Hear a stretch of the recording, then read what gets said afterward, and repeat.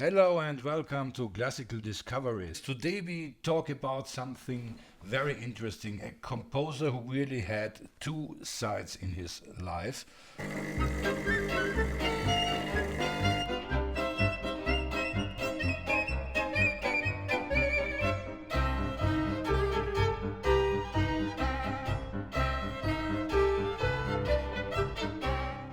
Dear Jens, so how are you with Schnittke? When did you meet Schnittke the first time in your life? I I think I heard Schnittke for the first time that it registered was the Faust cantata. Okay. Uh-huh. It may not have been the first piece I heard. Actually, I may have heard the string quartets before that even, but I was fascinated. It's such wild, over the top, crazy music. I heard so much humor and so much coyness and so much fun that the composer seemingly has with this music and drawing on every style and just being really indiscriminate almost. Baroque here, classical there, romantic there, modern the next second. It's like a whole bucket of music thrown into this form that's really unlike any other composer. I mean, a lot of people have used Stravinsky, for example, classical and Baroque elements in their otherwise modern music. I think humor is really the best point you can say about the humor and the fun. And what is here really so humorous? How you say humorous? Humorous in Schnittke and fun in Schnittke. You will be surprised when you watch this.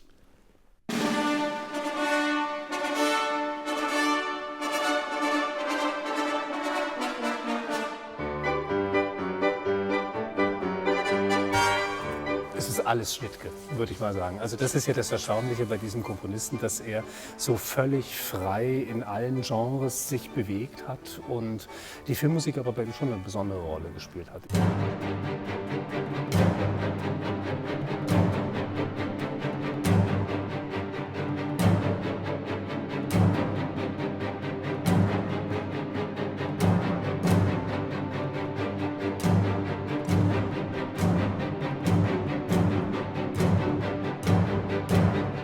Das Spannende bei Schnittke in seiner Filmmusik ist, dass es eben so eine große Bandbreite gibt. Also wir haben wirklich auf der einen Seite Stücke, die ein atonales Chaos sind. Und auf der anderen Seite haben wir diese unglaublich schönen Walzer und die Polonäsen und die Märsche und den Ragtime und ich weiß nicht was. Also er geht da mit einer Virtuosität um und trotzdem hört man in jedem Takt, dass es Schnittke ist.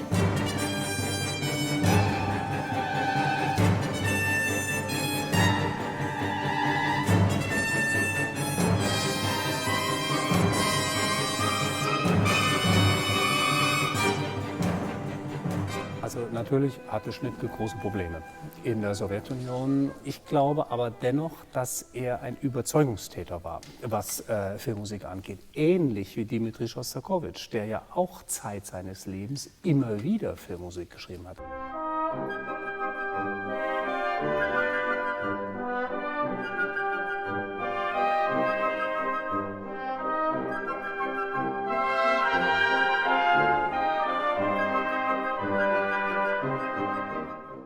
If you see this, you wouldn't say it's a contemporary Russian composer. I don't know, what does a contemporary Russian composer sound like? That the Russians always compose more traditional than like our in the West. Well, they had, in a way, you could say so. Yeah, I mean, the Western avant-garde was really not permitted. Mm-hmm.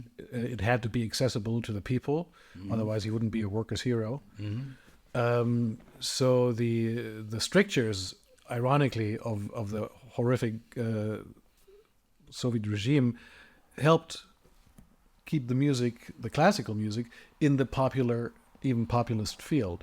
And I think that has ultimately helped a lot of Soviet Russian music of the 20th century to be as popular as it is now, whether it's Shostakovich or Schnittke or Prokofiev or Silvestrov. You know, a couple people broke out. Gubaidulina is not exactly easily accessible. But Yeah, but this was the fate of Schnittke. I mean, his original compositions were forbidden, you know. And if you to get that, you get an idea how to say Schnittke would love to compose in this kind, but was not allowed in the Soviet Union. Listen a bit to this.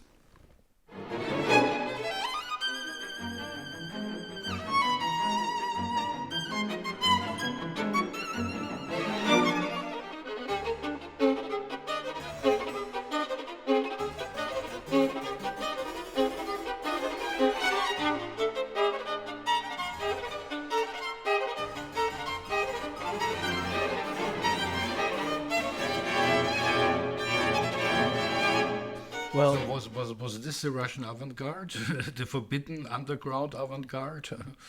I'm not even sure how much of it was really forbidden. It simply wasn't played, and that was enough ultimately, or maybe they didn't pay for it. That's another thing. Usually, if you were a Soviet composer, you wrote a piano concerto. They looked through their list, like, okay, piano concerto, this length gets X amount of money, whether it's performed or not, doesn't matter. But I discovered Schnittke through the series, the music, and then I discovered what Capriccio had been doing, which is you focused mainly on the film music. And I got this. This is volume 4. Are we on volume 6 now? We are now on volume 6, yeah? So that only took 20 years to add 2 more volumes? Yes.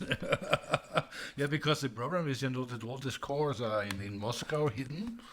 They don't find the scores, and then when they find the scripts, and sometimes it's only notices, you know, like for this recording now, conductor Vladimir Yurovsky told me how difficult it was to get a complete score. They had to rewrite it again, of course, with all these things, you know. So this is a lot of things to do. So these really are musical discoveries. These really are musical discoveries. Yeah? These are world premiere recordings so far. Yeah. And so in volume 4 we have the music to 2 films, Sport, and Adventures of a Dentist. And just the title makes me want to see Adventures of a Dentist. But in the middle of Adventures of a Dentist, out of absolutely nowhere comes this amazing Charleston. And it's only a minute or so. Maybe we can play a bit. Okay. And it's a perfect Charleston composed, you know, in the middle of the Soviet Union in the 70s, in the 60s. And it just knocked me sideways. And that's how I got into Schnittke's film music as well. Of course we will play what we Jens like so much on Schnittke. We need the chance, and now we play this. Ach, das, okay. Yeah. Yeah.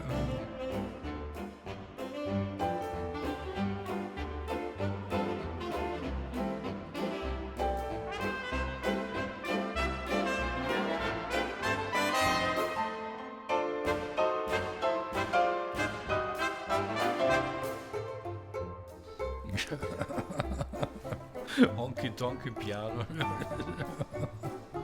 Yeah. Banjo.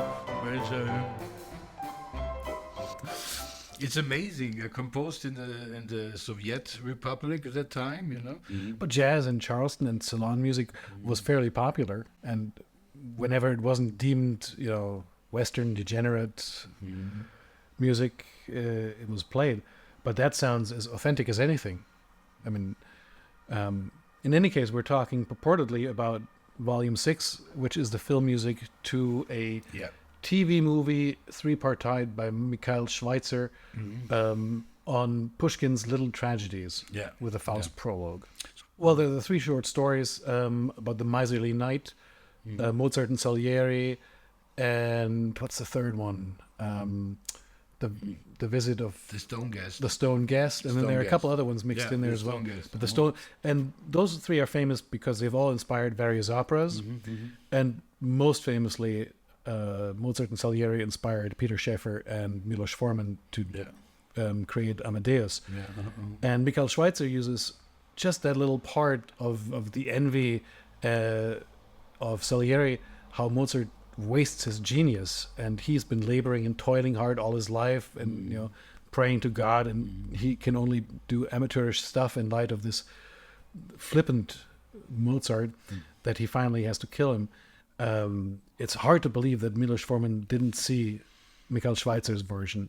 And the film was released in 1979. Yeah, Right, or made in 79 and released in 80, and I think that was just around the time when Foreman created the play, at least. Yeah. No, this is interesting. Even in this, let's say, 200 minutes movie, I think more than 200 minutes movie, you have so many different styles of Mr. Schnittke. So for example, of course, we again have one of his wonderful waltzes, you know.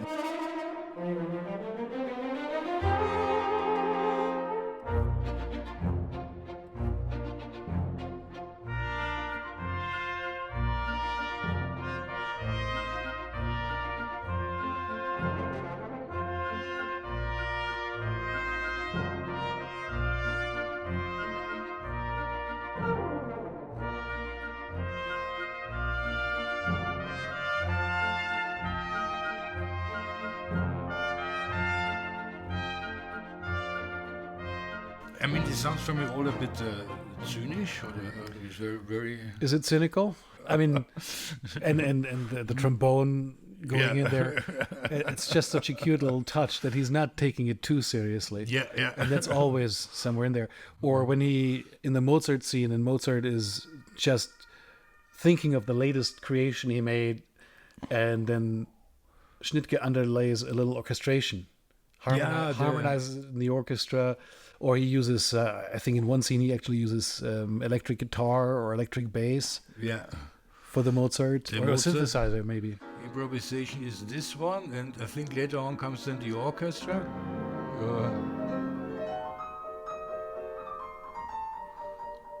This is from different Mozart concertos.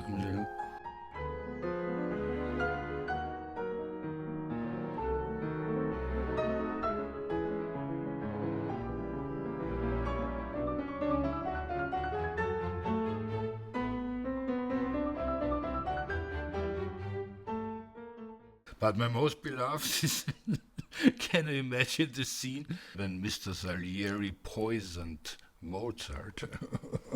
This is really like...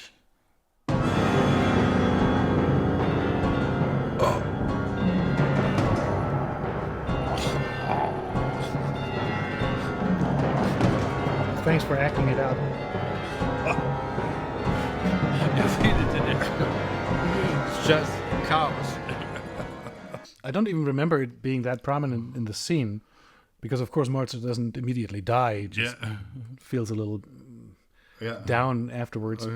But I think it's also, it depicts the struggle in Salieri, that he has to take down this creation of God to save the rest of them. Because Mozart would waste it only anyway. And he takes the poison from his rosary and dumps it into the champagne. And otherwise, their relation as portrayed in that film is really, as it is in Milos Forman's film, Mozart loves Salieri and thinks that he's being genuine and that he's the only one who can appreciate his genius, and that they're basically two of a kind. And Salieri just is so painfully aware of the fact that they are not two of the kind. Of course, it's maligned Salieri's reputation very unfairly, who was a very fine composer, and his only fault was, in fact, not being Mozart. And Salieri is being rediscovered. And we are rediscovering again Alfred Schnittke, because there is in the last chapter of this movie a fast in time of plague. The plague word. Plague. Plague? A plague, you say. Okay, sorry. A feast in the times of the plague. Okay. What is the name of the last chapter, Jens?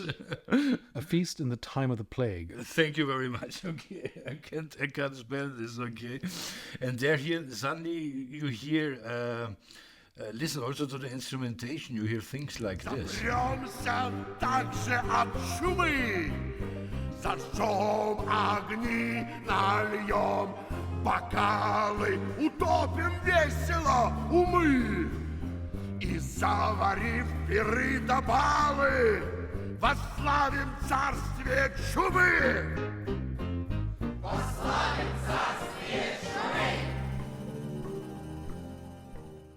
Okay, and so weiter. So this is really, really crazy. And who was jamming around on the harpsichord? Do you know? I don't know, one from the orchestra, but he often has the harpsichord. That's really a tell-tale sign of Shostakovich. He loves the harpsichord and the little odd sound effects that it creates. Yeah.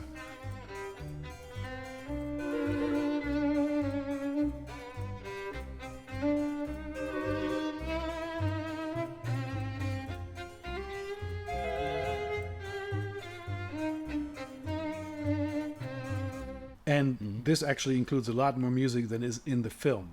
Yeah, there's more music on the CD than in the film. Yeah, for example, this last thing I played, well, this thing I just played here with the singer, it's not in the movie. This is the director decided then to make a silent version, only talking, and but Schnittke, the score was here. So yeah.